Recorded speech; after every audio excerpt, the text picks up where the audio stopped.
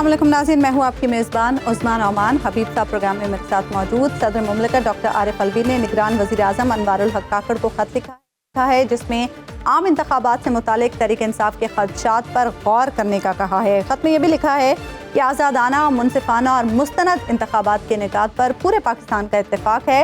इस हवाले से निगरान हुकूमत का गैर जानिबदार इकाई के तौर पर तमाम सियासी जमातों को हमवार मैदान फराहम करना बेहद अहम है। सदर ने इस हवाले से PTI के सेक्रेटरी जनरल का ख़त भी निगरान वज़ीर आज़म को इरसाल किया। दूसरी तरफ डॉक्टर बाबर अवान, एडवोकेट और बैरिस्टर गौहर अली खान पर मुश्तमिल तहरीक इंसाफ के वफ़द ने आज chief election commissioner Sikandar Sultan Raja से मुलाकात की और उन्हें तहरीक इंसाफ की इंतखाबी मुहिम की राह में हायल रुकावटों से आगाह किया। इसके अलावा इंट्रा पार्टी इलेक्शन से मुतालिक तहरीरी फैसला जारी करने का मुतालबा भी किया है।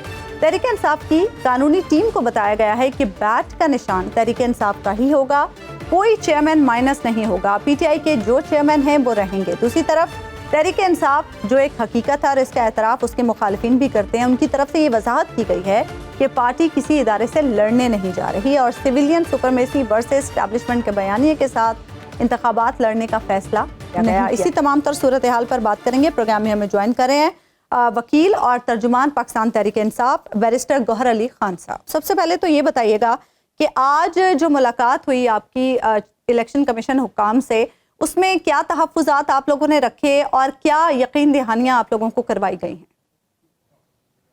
Thank you so very much. पहली बात तो यह है कि चीफ इलेक्शन कमिश्नर के साथ सिर्फ हमारी मुलाकात नहीं, बल्कि चीफ इलेक्शन कमिश्नर और उनके चारों मेंबरान साहिबान मौजूद थे। जो चार्टर ऑफ डिमांड है वो हमने फॉर्मली चीफ इलेक्शन कमिश्नर को भी हैंड ओवर कर लिया था। कल हमने उनको कॉपी भी दे दी थी। आज भी उन मेंबरान साहिबान और चीफ इलेक्शन कमिश्नर के साथ उस पर सरासिल बहस हुई है। हमने अपने जो डिमांड्स है वो उनके सामने रखे। एक ये कि हमारे वर्कर सपोर्टरों को रैली करने की इजाज़त नहीं है, कन्वेंशन होल्ड करने की इजाज़त नहीं है, परमिशन दी नहीं जा रही। परमिशन अगर देनी है तो वो डिले किया जाता है और परमिशन जब मिल जाए, सो मच सो इवन अगर हाई कोर्ट भी परमिशन दे दे तो परमिशन के बावजूद उनको रैली करने और कन्वेंशन होल्ड करने की इजाज़त नहीं है, उनको हटाया जाता है, जिस तरह मानसेरा में हुआ है। तो सेकंड, हमारे मटीरियल फ्लैग भी प्रिंटिंग की इजाज़त भी नहीं दी जा रही, हमारे लोगों को उठाया भी जा रहा है, उनकी लिस्टें बनाई जा रही, उनको हरास किया जा रहा है। तो ये तो फ्री एंड फेयर इलेक्शन से पहले प्री रिगिंग हो गया और इलेक्शन तो मुतनाज़ हो जाएगा पहले से कि इसका इवन शेड्यूल पहले आ जाए। तो ये हमने उनके सामने रख लिया। दूसरी बात है, फ्री रेगिंग से रिलेटेड हमने उनके सामने अपने 24 डिमांड रखे थे, वो हमारे चार्टर ऑफ डिमांड में मौजूद थे। उनमें से ये 2 ए भी थे कि जो 51 बिलियन रुपीस फेडरल गवर्नमेंट ने पहले रिलीज कर लिए थे और 29 बिलियन ये केयर टेकर कर रही है, तो ये तो 80 बिलियन रुपीस आप रिलीज कर रहे हैं फॉर डेवलपमेंटल स्कीम्स। तो ये तो फ्री इलेक्शन पे बहुत बड़ा असर पड़ेगा। तो और सेकंड ये आपके चार्टर ऑफ डिमांड का जवाब क्या दिया इलेक्शन कमीशन ने और उसके मेंबरान ने?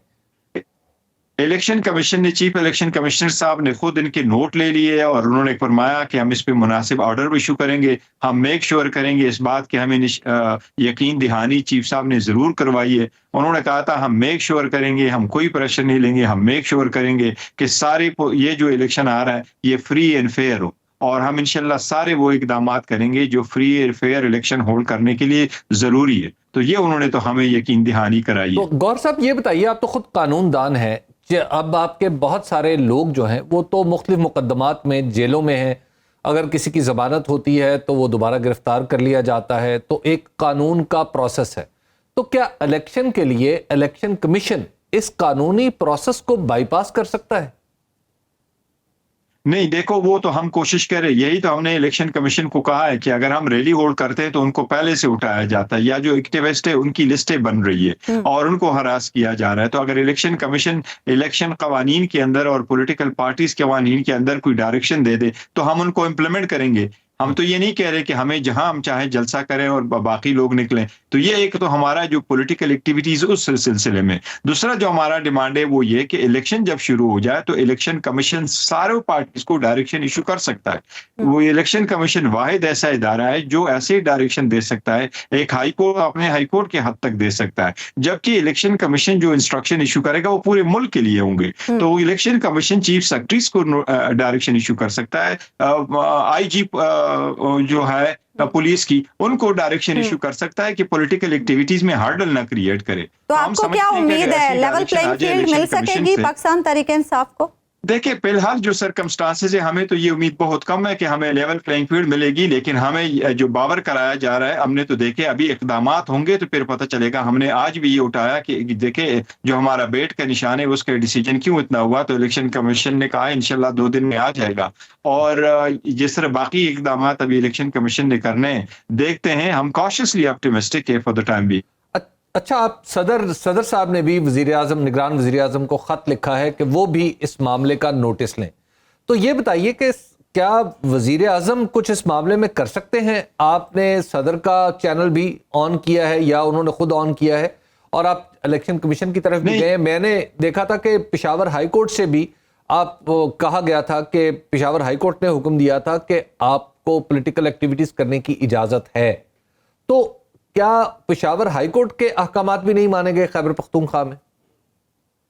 जी बिल्कुल पेशावर हाई कोर्ट के अहकामात नहीं माने गए थे, और पेशावर हाई कोर्ट के ऑर्डर के बाद ही मानसेरा का कन्वेंशन अरेंज हो रहा था, और कन्वेंशन किसी बाहर जगह में नहीं था, बल्कि हमारे एक वर्कर के घर के अंदर अरेंजमेंट हो रहा था। इवन उसमें भी इजाजत नहीं दी। अगर प्राइवेट जगह पे आप अरेंजमेंट कर रहे हैं और लिमिटेड लोग आ रहे हैं, उसकी भी इजाजत नहीं दी गई। वहां भी पुलिस आए और पुलिस वालों ने बड़े आराम से अपनी कुर्सियां उठा रहे लेके जा रहे हैं, एज इफ कि कुछ भी नहीं हो रहा, कुछ भी इलीगल नहीं हो रहा। और ये हम सारा, लेकिन हमें जो मेन कंसर्न है ये देखें, एक तो इजाजत के साथ हम जलसा कर रहे हैं, और फिर ये भी लोग देख रहे हैं, ये इलेक्शन कमीशन देख रहा है कि ऐसी एक्टिविटीज हो रही हैं। अगर ऐसी एक्टिविटीज इलेक्शन कमीशन के नोटिस में आए और उसके बावजूद भी इलेक्शन कमीशन उस पर ऑर्डर नहीं करता, तो इलेक्शन कमीशन की इम्पार्शियलिटी क्वेश्चन हो रही है। इलेक्शन कमीशन की जो कैपेसिटी है कि to hold free and fair election और ऑब्लिगेशंस है, वो भी बड़ा क्वेश्चन मार्क है। तो हमने इसलिए कमीशन को कहा कि न हाई कोर्ट के ऑर्डर मना माने जा रहे हैं, न कोई और ऑर्डर माने जा रहे हैं, लिहाजा आप करें। जहां तक सदर साहब का ताल्लुक है, तो हमारे सेक्रेटरी जनरल उमर अयूब साहब ने पहले एक लेटर लिखा था, पार्टी की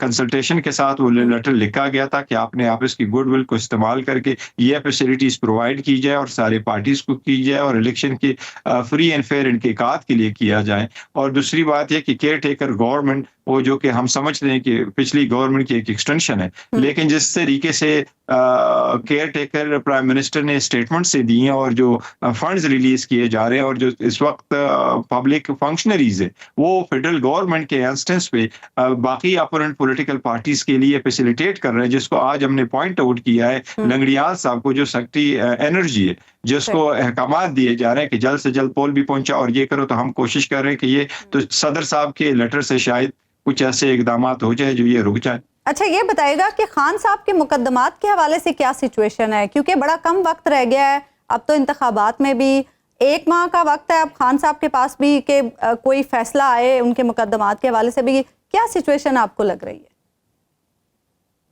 देखिए, सिचुएशन तो जो हमारे अपोनेंट है, जिन लोगों ने शुरू सारे किए हुए, सिचुएशन तो टफ है, और ये डेली बेसिस पे करा रहे हैं। अभी 3 विटनेसेस बहुत जल्दी करवा लिए शॉर्ट टाइम में, और अभी नेक्स्ट डेट ऑफ हियरिंग कल की परसों के लिए रखी है, और जल्दी बहुत जल्दी में इसको कराने के लिए। और हमारी जो एप्लीकेशन है वो हाई कोर्ट में पेंडिंग है। हम तो कल ही हियरिंग चाह रहे थे, पब्लिक हॉलीडे की वजह से वो चला गया ट्यूसडे के लिए, और कोर्ट में हमारी रिक्वेस्ट है कि हमारी एक जेल ट्रायल के कोई कंसेप्ट नहीं है आईन और कानून में, बंद दरवाजों में कोई नहीं। जज साहब ने भी ऑब्जर्वेशन दी है, तो अब ट्यूसडे को उम्मीद हमें ये जरूर है कि इस्लामाबाद हाई कोर्ट ने जो ऑब्जर्वेशन दी है और स्टे दे रहे थे हमें कि ट्रायल ना हो जेल में, लेकिन इस्लामाबाद हाई कोर्ट ने ये ऑब्जर्वेशन दे दी कि अटॉर्नी जनरल साहब चूंकि खुद आए, हम उनको एक अपॉर्चुनिटी देते हैं ट्यूसडे के लिए।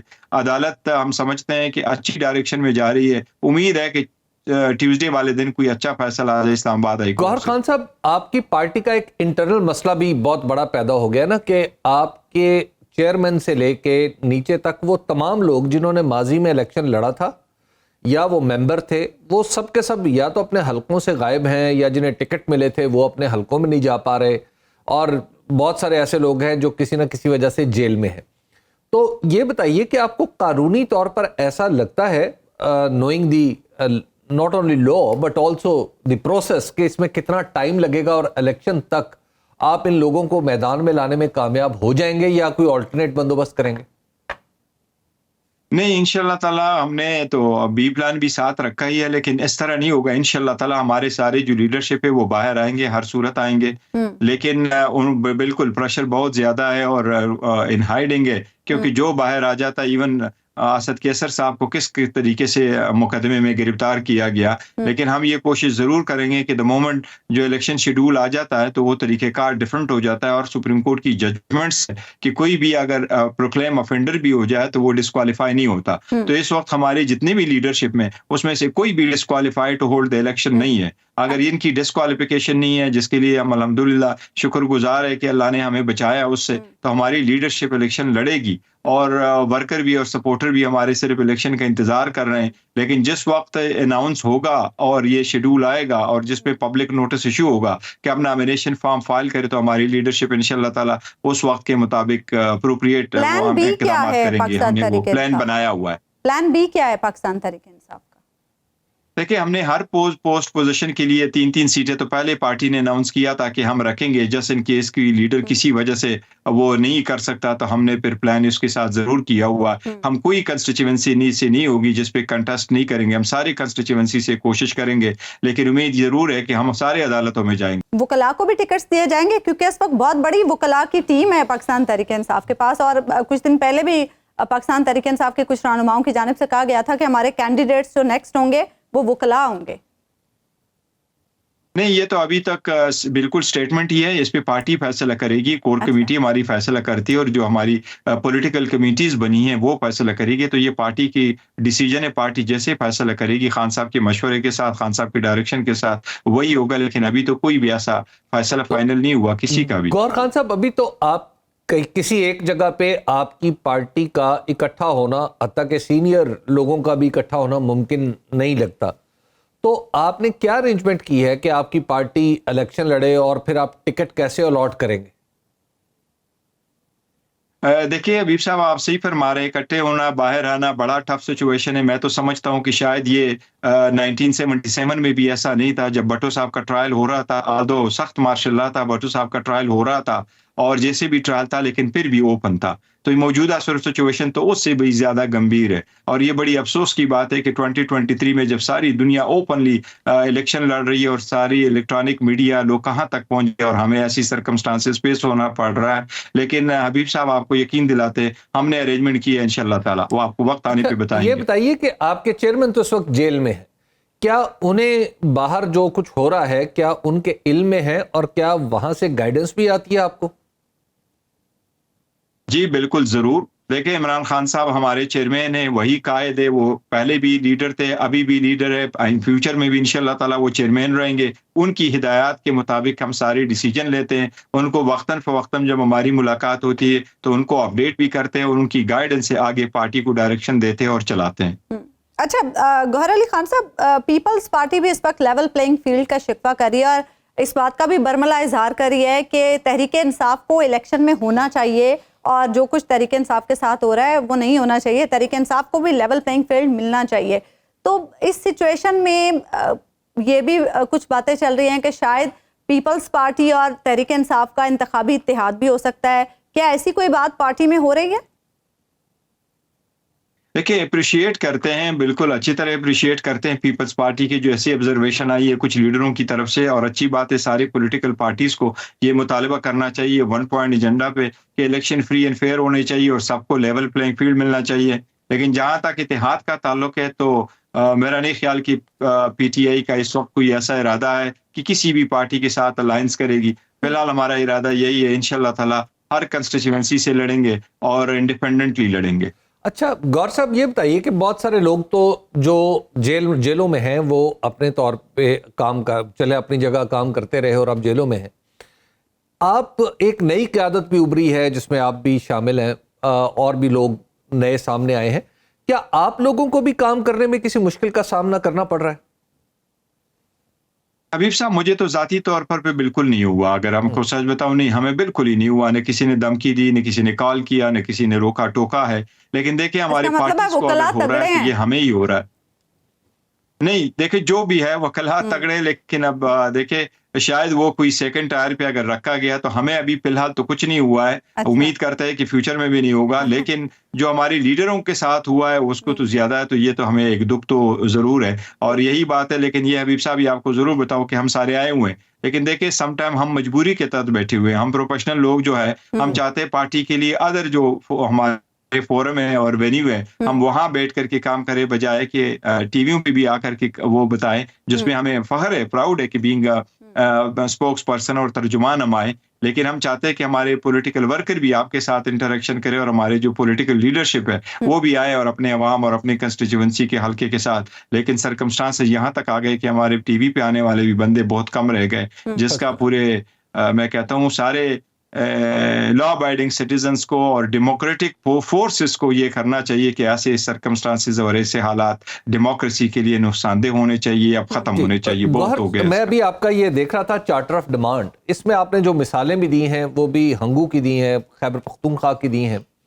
पंजाब में भी आपको पता है कि ऐसी ही सूरत हाल है। क्या पंजाब का जिक्र डेलिब्रेटली अवॉइड किया गया है या पंजाब के हालात से आपकी कोर कमेटी को आगे ही नहीं?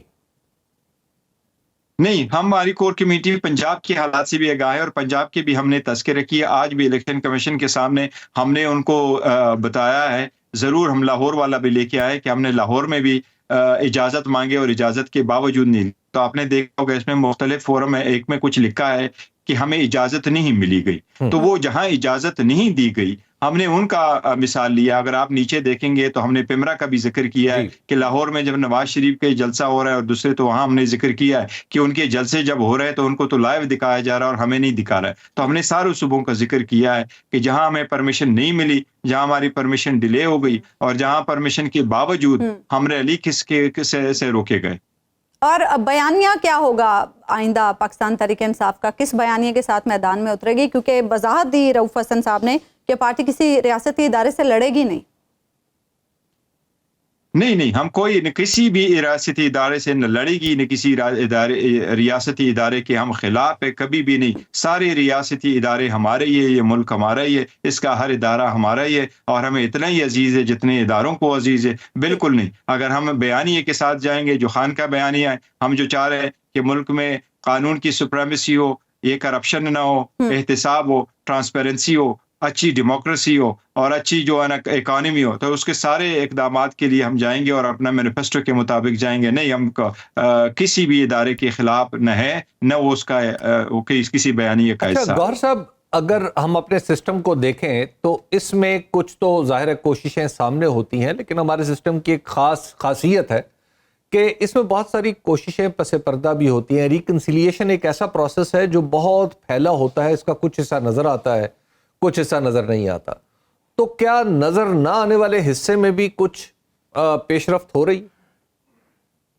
नहीं, ऐसी बिल्कुल बात नहीं है। कोई भी ऐसी न डील हो रही है, न कोई कंप्रोमाइज हो रहा है, न कोई बिहाइंड द कर्टन्स जो है कोई गुफ्तगू हो रही है। जो भी है वो पब्लिक के सामने।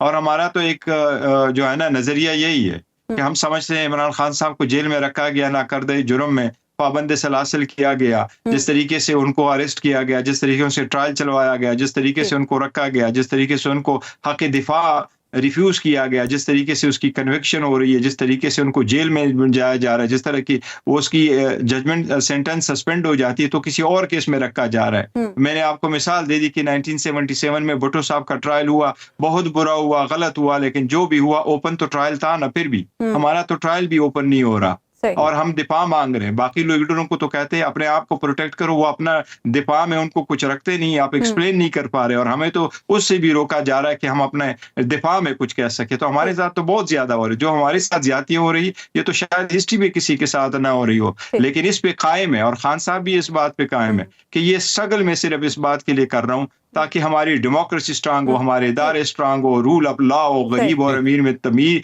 जो है ना वो तफरका हमने रखा है वो खत्म हो और ये सारी करप्शन मुल्क से खत्म हो, इकानमी बेहतर हो और मुल्क के जो मुस्तकबिल को हम इसके जो देखते हुए हम उसको आगे बाकी। बहुत बहुत शुक्रिया बैरिस्टर गौहर अली खान साहब, आप प्रोग्राम में हमारे साथ मौजूद। हम लेंगे नाज़िर और ब्रेक के बाद वापस आएंगे तो इसी मौजू पर खबीर। वेलकम बैक नाज़रीन, हम बात कर रहे हैं पाकिस्तान तहरीक इंसाफ के हवाले से और पाकिस्तान तहरीक इंसाफ ने इलेक्शन कमीशन हुकाम से मुलाकात की। सदर साहब ने निगरान वज़ीर आज़म को ख़त लिखा कि पाकिस्तान तहरीक इंसाफ को लेवल प्लेइंग फील्ड मुहैया की जाए। हबीब साहब, इस वक्त जो हम लेवल प्लेइंग फील्ड की सूरत हाल देख रहे हैं, माजी में क्या सूरत हाल रही लेवल प्लेइंग फील्ड के हवाले से? उस्मा, पहले तो एक बात वाज़े रहे कि जो लेवल प्लेइंग फील्ड की बात है वो कुछ स्पेसिफिक ये नहीं है कि सिर्फ तहरीक इंसाफ को मिलना चाहिए।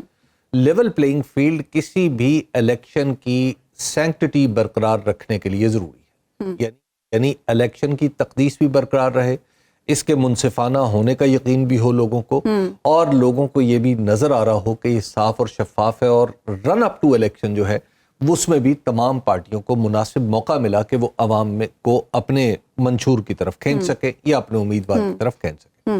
तो ये कोई तहरीके इंसाफ पे एहसान वाली बात नहीं है, सही, ये या मुस्लिम लीग नून पे एहसान वाली बात नहीं है, या पीपल्स पार्टी। ये लेवल प्लेइंग फील्ड, एक हमवार मैदान तमाम लोगों को ये इलेक्शन के लवाजमात इलेक्शन के लवाजमात में से, इसके बगैर अगर इलेक्शन होगा तो उसके ऊपर कोई भरोसा नहीं करेगा। तो पहले तो एक बात है कि ये सिर्फ एक तरीके इंसाफ की जरूरत नहीं है, बल्कि पाकिस्तान के हर शख्स की जरूरत है कि जब इलेक्शन हो तो फिर उस पे सबको भरोसा भी हो। लेकिन मैं आपसे हबीब साहब ये पूछना चाहती हूँ, अनफॉर्चुनेटली माजी में जितने भी इलेक्शंस होते रहे, हर जमात को ये शिकवा रहा कि उसे लेवल प्लेइंग फील्ड नहीं मिला। उन इलेक्शंस में और आज अब जो 2024 का इलेक्शन हम देखेंगे, कितना फर्क है लेवल प्लेइंग फील्ड का? एक तो ये बात ज़हन में रखिए कि तमाम की तमाम जमातों ने जिस तरह के भी इलेक्शन थे वो कबूल किए थे, और उसमें बैठकर, बिलखुसूस अगर हम आखिरी इलेक्शन की बात कर ले 2018 में जो हुआ था, तो उसके नतीजे में जिन पार्टियों ने बाकायदा तौर पर कहा था कि ये धांधली ज़्यादा इलेक्शन है, उन्हीं पार्टियों ने इसी पार्लियामेंट में से हुकूमत भी निकाल ली, हुकूमत भी कशीद कर ली थी ना। तो जब हुकूमत बना के फिर उन्हीं पार्टियों ने मजीद इलेक्शन नहीं होने दिया, उन्हीं पार्टियों ने इसी असेंबली के तहफ़्फ़ुज़ की कसम खा ली, तो फिर अब आप जरा तसव्वुर कीजिए ना कि 2018 में जो कहते थे कि धांधली हुई है, इसका मतलब है वो मौक़िफ़ तो गलत साबित हो गया। ठीक है, तो अब जो है, अब जो सूरत हाल बनती नजर आ रही है उसमें यह है कि अगर 2018 के इलेक्शन को हम फर्ज कर लेते हैं कि जनाब वो PMLN की तारीफ के मुताबिक धांधली ज़्यादा था, और PMLN की धांधली के एतराज़ात क्या थे? बुनियादी एतराज उसमें यह था कि प्री पोल जनाब हमारे लोग इधर से उधर हुए। तो अगर धांधली के इस पैमाने को मान लिया जाए, विच आई डाउट, मैं उसको नहीं मानता, अगर उस पैमाने को मान लिया जाए तो फिर तो PTI के साथ धांधली हो चुकी है। कितने लोगों ने नई जमातें बना ली हैं, कितने लोग जो हैं वो जेलों में, और कितने लोग जो हैं वो बिल्कुल सियासत से तौबा ताइब होके अपने घरों में आराम से बैठे हुए हैं। तो लिहाजा ये कहना कि धांधली, अगर PMLN की धांधली की ये तारीफ थी तो ये तारीफ तो पूरी हो चुकी है, ठीक है ना, बल्कि उससे कहीं आगे। लेकिन मेरी जाती राय ये है, जो एक तालिब इल्म के तौर पे, कि जब इलेक्शन से पहले लोग अगर अपनी पार्टियां बदल रहे हैं, चाहे वो जो मर्जी कहते रहे, जी हम पे दबाव था, ये था, अल्टीमेटली होती उनकी मर्जी। बहुत से लोग ऐसे भी तो होते हैं ना जो दबाव में नहीं आते, और ये होता भी है, ये अपना काम करते रहिए, ये होता रहेगा। अहम तरीन बात यह है कि इस वक्त जितना PMLN या पीपल्स पार्टी जिस सहूलत के साथ कोई कन्वेंशन कर सकती है, जिस सहूलत के साथ जलसा कर सकती है, इस सहूलत का जुज़वी हिस्सा पाकिस्तान तहरीक इंसाफ को भी तो मैसर होना चाहिए ना। तो ये तकाजा तहरीक इंसाफ का नहीं है, इमरान खान का नहीं है। इमरान खान को इलेक्शन की जरूरत नहीं है, तहरीक इंसाफ को इलेक्शन की जरूरत नहीं, ये मेरी और आपकी जरूरत, मुल्क को जरूरत है, ये 25 करोड़ लोगों की जरूरत है कि पाकिस्तान का इलेक्शन ऐसा हो कि उसके बाद उस नताइज पे किसी को शक ना हो, क्योंकि नताइज पे अगर शक पैदा हो गया तो वो एक नया और बड़ा बहरान आ जाएगा। बिल्कुल, एक ब्रेक हम यहाँ पे लेंगे नाज़रीन, और ब्रेक के बाद वापस आएंगे, करेंगे अफगानिस्तान के मामले के हवाले से निगरान वजीर आजम के अहम बयान के हवाले से। वेलकम बैक नाज़रीन। निगरान वज़ीर आज़म अनवारुल हक काकड़ का ये कहना है कि चंद अफगान रहनुमाओं के गैर ज़रूरी, गैर जिम्मेदाराना, गुमराहकुन और धमकी आमेज़ बयानात के बाद पाकिस्तान के दहशतगर्दी के वाक़यात में गैर मामूली इजाफा हुआ है, जो कि मानी ख़ेज़ है। अफगानिस्तान TTP या पाकिस्तान में से किसी एक को बदकिस्मती से उबूरी अफगान हुकूमत के क़याम के बाद से पाकिस्तान में दहशतगर्दी के वाक़यात में 60% और खुदकुश हमलों में 500% इजाफा हुआ। खुदकुश हमलों में मुलव्विस अफराद में 15 अफगान शहरी भी शामिल थे। अफगान उबूरी हुकूमत की बारहा यकीन दहानियों के बावजूद पाकिस्तान मुखालिफ दहशतगर्द गुरुओं के खिलाफ कोई इकदाम नहीं किए गए। अफगान उबूरी हुकूमत के आला हुकाम के बेजा और गैर ज़रूरी बयानात के बाद ये ज़रूरी समझा गया कि हुकूमत पाकिस्तान अपना मौक़िफ़ वाज़ेह करे। पाकिस्तान में गैर कानूनी तौर पर मुकीम अफगान पनाह गज़ीनों को वापस भेजने के फैसले के बाद अफगानिस्तान के उबूरी वज़ीर आज़म मुल्ला मोहम्मद हसन अखवंद और वज़ीर दिफा मुल्ला याकूब समेत दीगर रहनुमाओं ने अपने बयानात में सख्त रद्द-ए-अमल का इजहार किया और ये बयान भी सामने आया था कि पाकिस्तान को इस फैसले के नताइज भुगतना पड़ सकते हैं। दूसरी तरफ अब तक 2,52,000 गैर कानूनी अफगान बाशिंदे वापस अफगानिस्तान जा चुके हैं। इसके अलावा पाकिस्तान ने रजिस्टर्ड अफगान महाजरीन की रजिस्ट्रेशन कार्ड की मुद्दत में 6 माह तौसीह देने का फैसला भी किया है। इस वक्त पाकिस्तान में रजिस्टर्ड अफगान महाजरीन की तादाद 13 लाख से जायद है। गैर कानूनी तौर पर मुकीम गैर मुल्कियों के इनखला के बाद से पाकिस्तान में दहशत गर्दी के वाक़यात में इजाफा देखने में आ रहा है। एपेक्स कमेटी के फैसले से दोनों मुल्कों के ताल्लुकात पर क्या असरात पड़ेंगे, इसी पर बात करने के लिए हमारे साथ प्रोग्राम में मौजूद हैं अफगानिस्तान में पाकिस्तान के साबिक सफीर मंसूर अहमद खान साहब। जो मैसेज हमारे निगरान वजीर आजम साहब दे रहे हैं अफगानिस्तान को, इसके क्या असरात होंगे? देखिए, सबसे पहले तो जो अफगानिस्तान और पाकिस्तान में जिस तरह से मामलात और रिलेशंस मैनेज हो रहे हैं गुज़िश्ता कुछ अरसे से, इस पे मुझे काफ़ी हैरत भी है और काफ़ी तशवीश भी है।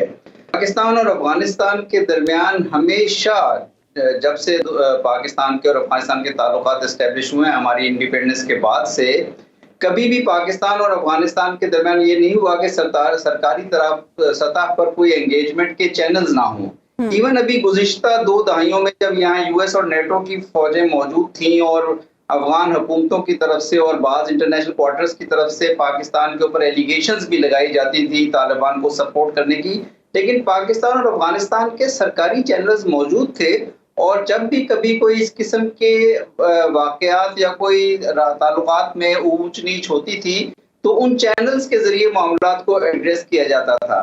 अब कुछ अरसे से अनफॉर्चुनेटली बहुत ही बदकिस्मती है कि ये हो रहा है कि जो इंटरेक्शन है वो मीडिया के थ्रू या पब्लिक स्टेटमेंट्स के थ्रू हो रहा है और अफगान साइड से भी स्टेटमेंट्स आई। अफगान साइड ने भी जो तमाम स्टेटमेंट्स मीडिया के जरिए अपनी ऑडियंस को एड्रेस करने के लिए कुछ इस तरह की स्टेटमेंट्स दी जो जिसमें पाकिस्तान की तशवीश बिल्कुल जायज़ है, लेकिन मेरा ख्याल है कि हमारी तरफ से भी ये कोशिश होनी चाहिए कि हम इन मामलात को ऑफिशियल चैनल्स के जरिए एड्रेस करें। यही मैसेजिंग जो हमारे प्राइम मिनिस्टर ने की है, अगर ऑफिशियल चैनल्स के जरिए की जाए तो मेरा ख्याल ज्यादा मुनासिब होगी। मंसूर साहब, आप खुद बड़े एक मुश्किल वक्त में और ख़ास तौर पर आपने तो ट्रांजिशन भी देखी कि अफगान तालिबान किस तरह अफगानिस्तान में आ गए दोबारा अमेरिका के जाने के बाद, तो ये तासुर पाकिस्तान में बड़ा शिद्दत से पैदा हो रहा है कि अफगान तालिबान टीटीपी से कलअदम टीटीपी से अपना ताल्लुक नहीं तोड़ रहे, तो क्या वो इसको हमारे खिलाफ लेवरेज के तौर पे इस्तेमाल करना चाहते हैं? देखिए, जो टीटीपी का जो क्रॉस बॉर्डर टेररिज्म का इशू भी बहुत कॉम्प्लेक्स इशू है और टीटीपी का जो वजूद है या टीटीपी की तरफ से जो क्रॉस बॉर्डर टेररिज्म होता है या टीटीपी के अपनी जो प्रेजेंस है पाकिस्तान में, ये अफगान तालिबान की हुकूमत के साथ कंसाइड नहीं करती बल्कि पहले से मौजूद हैं। अब चूंकि वो पहले से जिन हालात में थे, अफगान तालिबान एक इंसर्जेंसी में थे अफगान हुकूमतों के खिलाफ और यूएस और नेटो के खिलाफ, तो इनके दरमियान कुछ किस्म के लिंकेजेस भी मौजूद थे जहां पे तहरीक तालिबान पाकिस्तान बहैसियत ऑर्गेनाइजेशन और इनके फाइटर्स सपोर्ट करते थे अफगान तालिबान को, और जब वो गवर्नमेंट में आए तो टीटीपी ने उनकी लीडरशिप के ऊपर ना सिर्फ बैत की बल्कि वो उधर से सपोर्ट भी ड्राइव करती है। लेकिन इस इशू को अगेन मैं ये कहूंगा कि हल करने के लिए पाकिस्तान और अफगानिस्तान को ऑफिशियल चैनल्स पे एंगेज करने की जरूरत है, क्योंकि ये एक ऐसा इशू नहीं है जो कि पब्लिक स्टेटमेंट के जरिए एड्रेस किया जा सकता। अच्छा मंसूर साहब, ये बताइएगा कि क्या अफगान तालिबान से जो हमारी तवक्कुआत हैं, यानी जैसे आज हमारे प्राइम मिनिस्टर की गुफ्तगू से नतीजा अखज़ किया जा सकता है कि अफगान तालिबान की आइदर वहाँ पे गिरफ्त मजबूत नहीं है या वो किसी न किसी तरीके से इनकी सपोर्ट करते हैं, तो ये बताइए कि मैं गिरफ्त से मुतल्लिक जानना चाहता हूँ, क्या अफगान तालिबान की उनकी जिसको सो कॉल्ड अमारत इस्लामिया कहा जाता है, उसकी गिरफ्त पूरे मुल्क में है भी, कंट्रोल भी है या नहीं है? नहीं, अफगान तालिबान की उन अफगान इंटरिम गवर्नमेंट की गिरफ्त तो अब मजबूत तौर पर मौजूद है पूरे अफगानिस्तान के ऊपर, और इसीलिए आपने देखा कि उन्होंने दाइश के खिलाफ जो ऑपरेशंस थे वो ही कामयाबी के साथ किए, और अब गुज़िश्ता काफी अरसे से आपने अफगानिस्तान में कोई बड़ा इंसिडेंट नहीं देखा। लेकिन साथ ही जब उनसे किसी भी टेररिस्ट ग्रुप के खिलाफ एक्शन का मुतालबा किया जाता है, चाहे वो टीटीपी हो या वो ETIM हो चाइना वाली, या वो सेंट्रल एशिया से रिलेटेड ग्रुप्स हो, तो अफगान तालिबान को मेरा ख्याल है कि ये मेरा अपना तज्जिया है कि अफगान तालिबान को ये खदशा भी है कि अगर वो किसी किस्म के मिलिट्री एक्शन में जाएंगे अपनी सरजमीन पे फौरी तौर पर, जब तक कि वो को बना ले सिक्योरिटी वाइज, तो अगर वो किसी इस किस्म के एक्शन में जाएंगे किसी भी ग्रुप या इन ग्रुप्स के खिलाफ, तो इनका देश के साथ मिल जाना और उस तरह से स्टेबलाइज करना अफगान तालिबान की हुकूमत को वो एक बहुत बड़ा खतरा। ठीक। अच्छा मंसूर साहब, ये तो ठीक बात है कि अफगानिस्तान पर तालिबान का कंट्रोल है, लेकिन तालिबान अफगानिस्तान में इस्तेहकाम नहीं ला सकते, और अनफॉर्चुनेटली पाकिस्तान भी इस पोजीशन में नहीं है कि अफगानिस्तान में इस्तेहकाम ला सके। लेकिन इस अदम इस्तेहकाम से बचने के लिए हम कोई कोशिश तो कर सकते हैं। देखिए, तालिबान अब वहाँ की अफगान इंटरिम गवर्नमेंट जो है, तालिबान लेड गवर्नमेंट जो है, वो वहाँ की एक गवर्नमेंट है, और जो भी गवर्नमेंट होती है अफगानिस्तान में, चाहे वो सोवियत यूनियन के दौरान इस्टेब्लिश गवर्नमेंट थी या जो बाद में या वहाँ पे 90s के दौर में गवर्नमेंट्स रही, या US और नेटो की प्रेजेंस के दरमियान जो गवर्नमेंट्स रही, पाकिस्तान ने उनसे किसी ना किस्म की डिप्लोमेटिक एंगेजमेंट जारी रखी है। और उस एंगेजमेंट का मकसद भी होता है कि एक तो अफगानिस्तान में इस्तेहकाम लाया जाए, दूसरे पाकिस्तान और अफगानिस्तान की अपनी जो रिलेशनशिप है वो बहुत ही ज्यादा इंट्रिकेट जुड़ी हुई रिलेशनशिप है। उसमें आप ट्रेड ट्रांजिट के इश्यूज हैं, लोगों के आने जाने के इश्यूज हैं, क्रॉस बॉर्डर मूवमेंट्स और टेररिज्म का भी इशू है, और फिर रेफ्यूजीज का इशू अभी क्रिएट हुआ है। तो ये इश्यूज एड्रेस नहीं किए जा सकते अनलेस एंड अनटिल पाकिस्तान और अफगानिस्तान की हुकूमतें किसी भी चैनल के थ्रू एंगेज हों। मंसूर साहब, ये जो बिलखुसूस तारकीन वतन की वापसी का मामला है, जो गैर कानूनी तौर पर यहाँ रह रहे थे अफगान शहरी, तो क्या ये भी मामले को मजीद पेचीदा करेगा और अफगानिस्तान और पाकिस्तान को एक दूसरे से जरा फासले पे ले जाएगा? जी बिल्कुल, ये मामले को ऑलरेडी इसने काफी पेचीदा करना शुरू कर दिया है। ये तो बात दुरुस्त है कि पाकिस्तान में 4 दहाइयों से बहुत से गैर मुल्की मौजूद हैं, मिलियंस की तादाद में हैं, और इसमें से बहुत बड़ी तादाद अफगान की है। लेकिन साथ ही बहुत जो अफगान को जो वापस भेजने का अमल है, पाकिस्तान ने हमेशा ये कहा है कि ये अफगान वापस जाएंगे जब वहाँ पे हालात ठीक हो जाएंगे, लेकिन इस अमल के लिए एक प्रोसेस की जरूरत है। एक पाकिस्तान के एंड पे भी एक कैटेगराइजेशन की जरूरत है। बहुत से वो अफगान है जो यहाँ पैदा हुए हैं, वो पाकिस्तान के कॉन्स्टिट्यूशन के मुताबिक पाकिस्तान की नेशनलिटी का हक रखते हैं। उनका प्रोसेस अलहदा होना चाहिए। जो वो अफगान हैं जो यहाँ पे POR कार्ड पे हैं, रेफ्यूजीज हैं, उनका प्रोसेस अलहदा ही है, गवर्नमेंट ने रखा हुआ। लेकिन बाज़ औक़ात जब डिपोर्टेशन की स्टेज आती है तो उनको मिक्स कर दिया जाता है विद अनडॉक्यूमेंटेड अफगान। फिर ऐसी फैमिलीज रह रही हैं हर शहर में जहाँ पे कुछ लोग अनडॉक्यूमेंटेड है एक ही फैमिली के, और कुछ लोग डॉक्यूमेंटेड हैं। तो मेरा ख्याल है इसको हम जो illegal citizens in Pakistan of any other country, उनके साथ मिक्स नहीं कर सकते। और अगर हमने इसको सही तरह से मैनेज ना किया तो इसके फिर बहुत दूररस और असरात होंगे पाकिस्तान के ऊपर, नेगेटिव असरात होंगे, क्योंकि ये लोग पाकिस्तान के साथ 70 की दहाई से जुड़े हुए हैं। पाकिस्तान ने कभी वहां पे जिहाद के लिए उनको सपोर्ट मुहैया की, पाकिस्तान ने कभी उनको किसी और कॉज के लिए सपोर्ट मुहैया की। तो वो मेरा ख्याल है उस आप माजी से डिटैच नहीं कर सकते, उस कॉन्टेक्स्ट के साथ ही आगे चलना पड़ेगा। अच्छा मंसूर साहब, इस वक्त अफगानिस्तान की जो मौशी सूरत हाल है वो हम सबके सामने है। ऐसी सिचुएशन में जब हम मुहाजिरीन को वहाँ वापस भेज रहे हैं तो उससे यकीनन अफगानिस्तान पर मौशी दबाव भी आएगा, उसके क्या रिजल्ट्स हो सकते हैं? जी, एक वजह जो अफगान हुकूमत की तरफ से सख्त बयानात आ रहे हैं उसकी वजह यही है कि अफगानिस्तान की हुकूमत ने 2 साल सरवाइव तो किया है, लेकिन उनके ऊपर इंटरनेशनल रिस्ट्रिक्शंस हैं। अभी तक जो वहाँ पे सिफारत खानों के जो तनख्वाहें और अखराजात जाते हैं वो भी बैंकिंग चैनल से नहीं जाते, वो बैंक्स के अंदर जाते हैं। तो ये जो वेस्ट की तरफ से और यूएस की तरफ से, एक तरफ तो उनके साथ उनकी अपनी US की एंगेजमेंट भी जारी है, उनके साथ दोहा बेस्ड जराए के जरिए, लेकिन साथ ही अफगान अवाम के ऊपर उनकी इकोनॉमिक सैंक्शंस का एक बहुत मनफी असर है, अफगान हुकूमत के ऊपर भी। तो मेरा ख्याल है कि ये बात पाकिस्तान शुरू से जोर लगाता रहा, पाकिस्तान की हुकूमतें, कि अफगानिस्तान के ऊपर से इकोनॉमिक रिस्ट्रिक्शंस हटनी चाहिए, और फिर जो वापसी का अमल है लोगों का, वो भी मेरा ख्याल है अफगान हुकूमत के साथ अगर किसी एंगेजमेंट के जरिए होगा, किसी प्रोसेस के जरिए होगा, तो आप ये कर सकते हैं कि 2 लाख लोग एक साल में जाएं, फिर 2 लाख अगले साल में जाएं, फिर 2 लाख अगले साल में, एक स्ट्रक्चर्ड वे में आगे बात बढ़े। अच्छा मंसूर साहब, आपके बाद आप जब वहां से, मतलब आप हमारे सफीर थे, अब आप वापस आए हैं, तो आपके बाद कोई नया सफीर वहां पे मुकर्रर नहीं किया गया, जबकि हम देख रहे हैं कि चाइना ने अपना सफीर भेज दिया है। तो क्या हम इस मौके का फायदा उठा के वहां पर काम नहीं करना चाहिए, अपने सफारत खाने को दोबारा फाल नहीं करना चाहिए, ताकि वो जो चैनल्स हैं, ऑफिशियल चैनल्स, वो दोबारा खुलें? देखिए, अफगानिस्तान के साथ अफगानिस्तान के ऊपर अभी तक उनकी गवर्नमेंट फुली तौर पर रिकॉग्नाइज नहीं है, और यूएस की तरफ से जब तक सिग्नल नहीं होगा, नहीं रिकॉग्नाइज होगी। लेकिन दीगर ममालिक आहिस्ता आहिस्ता अफगानिस्तान के साथ अपनी एंगेजमेंट में इजाफा कर रहे हैं, और मेरे बाद जो साहब ने ज्वाइन किया है वो बहुत कॉम्पिटेंट प्रोफेशनल हैं, उबैदुर्रहमान निजामानी साहब।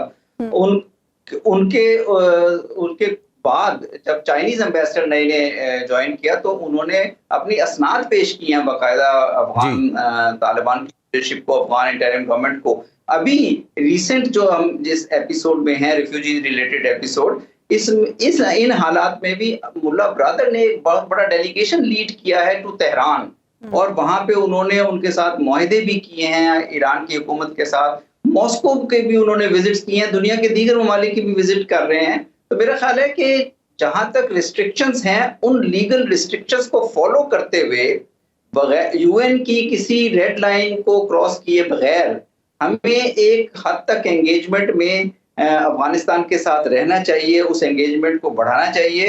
अफगानिस्तान पाकिस्तान के लिए सबसे अहम रिलेशनशिप है, नेबर्स में भी, रीजन में भी, और मेरा ख्याल है वर्ल्ड लेवल पे भी। ठीक है, बहुत बहुत शुक्रिया मंसूर अहमद खान साहब, प्रोग्राम में आप हमारे साथ मौजूद थे। प्रोग्राम का वक्त खत्म हुआ नाज़रीन, आपसे मुलाकात होगी इंशाल्लाह कल, अल्लाह ने के बाद।